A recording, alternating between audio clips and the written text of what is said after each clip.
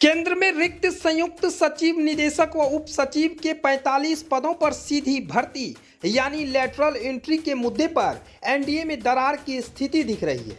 अलग अलग बयानों से पार्टी के नेता अपना रुख साफ कर रहे हैं। एक तरफ जहां कांग्रेस, आरजेडी समेत कई विपक्षी दलों की सरकार के इस फैसले का विरोध किया है, तो वहीं अब एनडीए में शामिल दल भी विरोध कर रहे हैं। जेडीयू और चिराग पासवान ने अपना रुख साफ कर दिया है। केंद्रीय मंत्री चिराग पासवान ने कहा है कि आज की तारीख में सरकार का अंग होने के नाते मैं स्पष्ट कर दूं कि प्रधानमंत्री की सोच कतई आरक्षण विरोधी नहीं हो सकता।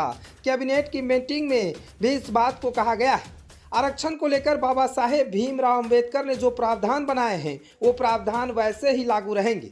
दूसरी बात यह कि सरकार की सोच आरक्षण के समर्थन में है, प्रधानमंत्री की सोच आरक्षण के समर्थन में है। लेटरल एंट्री में चिराग पासवान ने कहा कि मैं और मेरी पार्टी कतई सहमत नहीं है। आज जिस तरीके से कुछ पदों की नियुक्ति के लिए डायरेक्ट बहाली हो रही है, जिसमें आरक्षण का ध्यान नहीं रखा गया है, मैं और मेरी पार्टी इसके खिलाफ है। सरकार का अंग होने के नाते सरकार के उचित प्लेटफॉर्म पर इसको हम लोगों ने भी दर्ज कराया है। आने वाले दिनों में भी हम लोगों की तरफ से मजबूती से आवाज़ उठाई जाएगी। कोई भी सरकार पद की अगर नियुक्ति निकालती है तो उसमें आरक्षण के प्रावधानों का ध्यान रखा जाना जरूरी है। सरकारी नौकरियों में जिस तरीके से चलता आ रहा है, हर नियुक्ति में इसका ध्यान रखा जाए। उधर बिहार के मुख्यमंत्री नीतीश कुमार की पार्टी की ओर से इस पर भी प्रतिक्रिया दी गई है। जेडीयू के वरिष्ठ नेता केसी त्यागी ने कहा है कि वो लेटरल एंट्री के विज्ञापन का दुरुपयोग करेंगे। इसमें राहुल गांधी पिछड़ों के चैंपियन बन जाएंगे।